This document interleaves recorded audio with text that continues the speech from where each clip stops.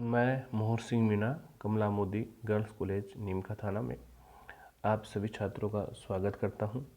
आज हम BA part second का जो विषय है मध्यकालीन भारत का इतिहास, उसमें मुगल काल का भाग पार्ट 2 में हुमायूं के इतिहास का अध्ययन करेंगे। बाबर के बाद हुमायूं शासक बना। हुमायूं का जन्म 1508 में हुआ था और शासक ये 1530 में बना था और मृत्यु 1556 में हुई थी। हुमायूं बाबर के जो 4 पुत्र थे उनमें सबसे बड़ा पुत्र था। बाबर के 4 पुत्र थे हुमायूं, कामरान, अस्करी और हिंदाल। हुमायूं शासक 23 वर्ष की अवस्था में बना था। बाबर की मृत्यु 26 दिसंबर 1530 में हुई थी और हुमायूं 30 दिसंबर 1530 को शासक बना था। 4 दिन का अंतर उसकी मृत्यु और शासक बनने में रहा। इसका मुख्य कारण ये रहा कि हुमायूं को उसका जो बाबर का जो मंत्री था प्रमुख निजामुद्दीन अली खलीफा ने अयोग्य माना और उसकी जगह उसने 4 दिन तक बाबर के बहनोई मेहंदी ख्वाजा को गद्दी पे बिठाने की कोशिश की। इसे निजामुद्दीन अली खलीफा षड्यंत्र कहते हैं। लेकिन बाद में अपने जीवन के खतरे में समझकर वो हुमायूं का समर्थक बन गया और हुमायूं 30 दिसंबर 1530 को शासक बन गया। जब हुमायूं शासक बन गया तो उसके सामने कई कठिनाइयाँ थी, जिसमें पहली कठिनाई ये थी कि बाबर ने हुमायूं को आदेश दिया था कि वो शासक बनने के बाद बाबर का जो साम्राज्य है उसे अपने भाइयों में बांट देगा और हुमायूं ने ऐसा किया और हुमायूं ने अपने छोटे भाई दूसरे नंबर के कामरान को काबुल और कंधार दे दिया, अस्करी को संभल, हिंदाल को अलवर दे दिया, चचेरे भाई सुलेमान मिर्जा को बदकसा की जागीर दे दी। इससे उसका साम्राज्य छोटा हो गया। हुमायूं का वो आए कि उतने संसाधन उसके पास नहीं रहे, ये बड़ी समस्या रही। दूसरा बड़ी समस्या ये थी कि बाबर लगातार युद्ध करता रहा, इसलिए मुगल साम्राज्य खजाना भी खाली हो गया था। तीसरा, अफगान मुगलों के खिलाफ षड्यंत्र कर रहे थे, उनका नेतृत्व तो महमूद लोदी कर रहा था। हुमायूं ने इसकी तरफ भी ध्यान दिया। चौथे, राजपूत शक्ति भी उदय हो रही थी। हुमायूं ने सबसे पहले राजपूत शक्ति पर ध्यान दिया और कालिंजर के राजपूत शासक प्रतापरुद्र पर आक्रमण किया, लेकिन उसको जीत नहीं पाया। तब उसने 1532 में अफगान शक्ति पर ध्यान दिया और अफगान के नेता महमूद लोदी को दोहरिया के युद्ध में 1532 में हरा दिया। अफगानों के दूसरे नेता शेर खां, जो चुनार के शासक था, उसको को भी हरा दिया और उसे अधीनता स्वीकार करने के लिए बाध्य किया। शेर खां ने अधीनता स्वीकार कर ली हुमायूं की और अपने पुत्र कुतुब खां को 500 सैनिक टुकड़ी देकर मुगल सेवा में भेज दिया। उसके बाद हुमायूं ने जो अगली समस्या थी बहादुर शाह की, जो गुजरात मालवा का शासक था, उसकी तरफ ध्यान दिया। इस बीच बहादुर शाह ने 1532 में रायसेन पर अधिकार कर लिया और 1533 में मेवाड़ को संधि करने के लिए विवश कर दिया और बहादुर शाह ने टर्क की तोपची टूमी खां की मदद से अच्छा तोपखाना तैयार कर लिया और मालवा गुजरात पर अधिकार कर लिया। और तब हुमायूं ने बहादुर शाह को हराने के लिए अपनी सेना भेजी और बहादुर शाह को हुमायूं ने मांडू और चंपानेर के किले में पराजित कर दिया और मेवाड़, मांडू, चंपानेर से भगाकर केम्पे भेज दिया, केम्पे बंदरगाह, और मालवा गुजरात पर अधिकार कर लिया। लेकिन वो 1 साल से ज़्यादा मालवा और गुजरात पर अधिकार नहीं रख सका, क्योंकि वहाँ का शासक बनने के बाद उसने अपने भाई हिंदाल को राज्य देकर खुद ऐशो आराम में चला गया। हिंदाल अच्छा प्रशासक नहीं था, इसलिए मालवा और गुजरात वापस बहादुर शाह ने जनता के सहयोग से अधिकार कर लिया।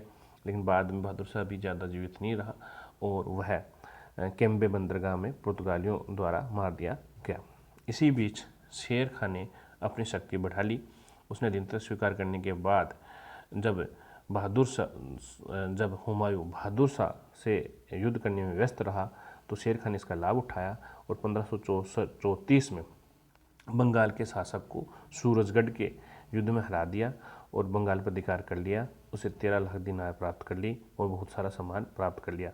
जब इस बात का पता हुमायूं को चला तो हुमायूं ने शेर शाह को दबाने के लिए और बंगाल पर पुनः नियंत्रण के लिए बंगाल की तरफ गया और 1538 में हुमायूं ने चुनारगढ़ पर घेरा डाल दिया और उस पर अधिकार कर लिया। बाद में जब शेर शाह बंगाल चला गया तो उसका पीछा करते हुए 15 अगस्त 1538 को हुमायूं भी बंगाल की राजधानी गौड़ पहुंचा, जहां उसने देखा कि चारों तरफ लाशों के ढेर थे और गौड़ को उजाड़ कर दिया गया था। इस स्थान का नाम हुमायूं ने जनताबाद रखा। जब वो उजाड़ गया तो हुमायूं के पास वापस लौटने के अलावा कोई विकल्प नहीं था। जब वो वापस लौटने लगा तो उसको बंगाल से बिहार में घुसते समय बिहार में बक्सर के पास हुमायूं को शेर खां ने घेर लिया और तब शेर खां और हुमायूं के बीच चौसा नामक स्थान पर 29 जून 1539 को युद्ध हुआ, जिसमें हुमायूं बुरी तरह पराजित हुआ। वो किसी तरफ नहीं जान बचाकर भागा। वो गंगा नदी की सहायक नदी करमनासा में घोड़ा सहित कूद गया, जहाँ एक निजाम नामक भिश्ती ने हुमायूं की जान बचाई, जिसके बदले में हुमायूं ने निजाम को एक दिन का बादशाह बनाया। निजाम ने चमड़े के सिक्के चलाए, कुतुबा पर नसीरुद्दीन का आदेश दिया। इसके बाद दिल्ली आकर हुमायूं ने सेना एकत्रित की, दोबारा सेना लेकर शेर खां का मुकाबला करने के लिए वो चला और उत्तर प्रदेश में कनौज नामक स्थान पर शेर खां और हुमायूं की सेना का मुकाबला हुआ। कनौज जिसे बिलग्राम कहते हैं, ये इनके बीच शेर खां हुमायूं के बीच 17 मई 1540 में बिलग्राम का युद्ध हुआ, जिसमें हुमायूं बुरी तरह पराजित हुआ और भारत से भागने के लिए मजबूर हुआ। वह लेकिन उसे जोधपुर के शासक मालदेव ने सहायता का आश्वासन दिया, तो उसे सहायता प्राप्त करने के लिए वो पहुंचा फलोदी। लेकिन बाद में पता चला कि मालदेव भी शेर खां से मिला हुआ है, तो उसे बिना मिले ही वह सिंध की तरफ चला गया। और सिंध में निवासित काल में हुमायूं हिंदाल के जो आध्यात्मिक गुरु मीर अली थे, उसकी पुत्री हमीदा बानो से विवाह किया 1541 में। और अक्टूबर 1542 में वीर साल अमरकोट के शासक के यहाँ अकबर का जन्म हुआ, सिंध के शासक। वहाँ से हुमायूं ईरान चला गया। ईरान के शासक की सहायता से 1545 में हुमायूं ने काबुल कंधार पर अधिकार कर लिया और भारत पर अधिकार करने की सोचने लगा। लेकिन शेर शाह के जीवित रहते 1540 से 45 तक वो अधिकार नहीं कर पाया। उसके बाद इस्लाम शाह 1545 से 53 तक, वो भी ताकतवर शासक था, तब भी अधिकार नहीं कर पाया। 1553 में इस्लाम शाह की मृत्यु के बाद अफगान साम्राज्य भारत में 3 भागों में बट गया। तब इसका फ़ायदा हुमायूं ने उठाया और 1554 में पेशावर वह पहुंचा। 1555 में उसने लाहौर पर अधिकार कर लिया। फिर एक सेना 1555 में 15 मई 1555 में एक सेना मुगलों में बहराम खां के नेतृत्व में भेजी। बहराम खां ने सिकंदर सूर को हरा दिया सरहिंद के युद्ध में, और इस प्रकार दिल्ली और आगरा पर मुगलों का अधिकार हो गया। हुमायूं दोबारा दिल्ली का शासक बन गया और 23 जुलाई 1555 में वो दिल्ली का दोबारा शासक बना। लेकिन वो ज़्यादा दिन जीवित नहीं रह सका। जनवरी 1556 में दीन पनाह भवन, जिसका निर्माण हुमायूं ने किया था, कि पुस्तकालय की सीढ़ियों से उतरते समय वह गिर गया और जनवरी 1556 में उसकी मृत्यु हुई। उसकी मृत्यु पर लेनपुन ने कहा, हुमायूं जीवन भर लड़खड़ाता रहा और लड़खड़ाते हुए ही अपनी जान दे दी। हुमायूं ज्योतिष में बहुत विश्वास करता था, इसलिए 7 दिन 7 अलग अलग प्रकार के कपड़े पहनता था।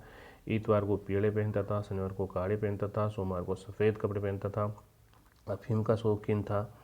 एकमात्र शासक मुगल जिसने अपने भाइयों साम्राज्य का विभाजन उसने किया। हुमायूं को अबुल फजल ने इंसानी कामिल कहा। बैराम खां उसका योग्य वफादार सेनापति था, जिसकी मदद से वो राज सिंहासन प्राप्त कर पाया। हुमायूं के बारे में लेनपुन ने लिखा कि हुमायूं गिरते चढ़ते इस जीवन से मुक्त हो गया, ठीक उसी तरह जिस तरह तमाम जिंदगी में गिरते पड़ते चलता रहा। ये था हुमायूं। Okay, thank you.